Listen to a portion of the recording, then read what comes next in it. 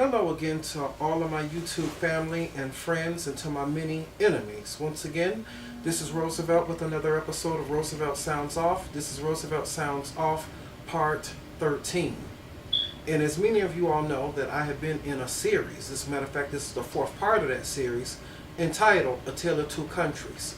Basically, what I was trying to teach according to this teaching that I have been trying to put out is that all of us here in America and all of us around the world should be all the same. It should not be one above the other. It shouldn't be one over another because you're rich, one over another because one is white, and the other one is black. Because we all deserve to have equal treatment under the law, and it should not be even woman over man or man over woman.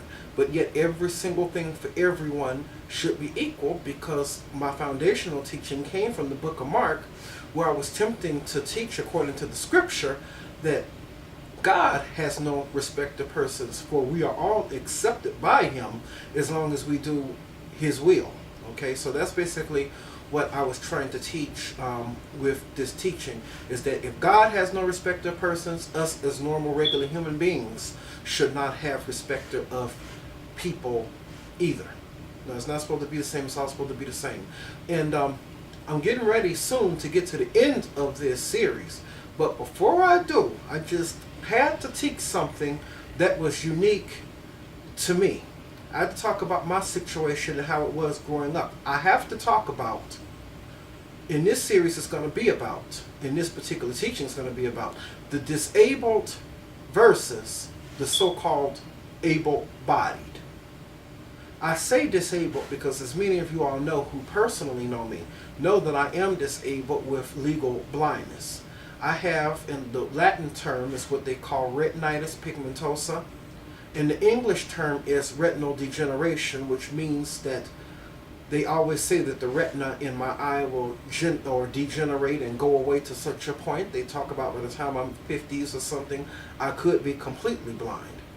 So I'm here to talk about how my life was growing up legally blind, and also growing up how it was with two blind parents and how we lived, and some of the struggles that we had to go through, and certain things that we had to deal with from certain people who just overall made certain things hard. And now that I'm 40 years old, and Lord willing will be 41 in December, things have always been hard and just not been, always so good. But I got another scripture that I want to go to in the book of Leviticus, because this teaching comes from this particular book, because a whole lot of so-called able-bodied people, they just feel that they can just treat anybody just any old kind of way because somebody's blind or disabled.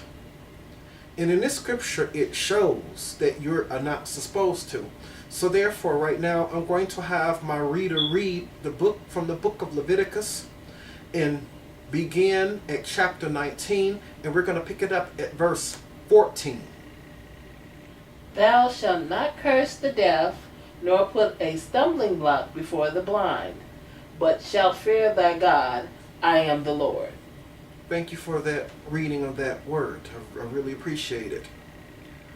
You see, certain things that certain people do, whether they know it or not, could sometimes be a stumbling block in the way of the deaf and the blind and the disabled. Certain things that people say, whether they know it or not, could sometimes be a stumbling block in the way of the deaf, blind, and disabled. These kind of things should not be happening in this society. Now, growing up in school, I went to school basically when I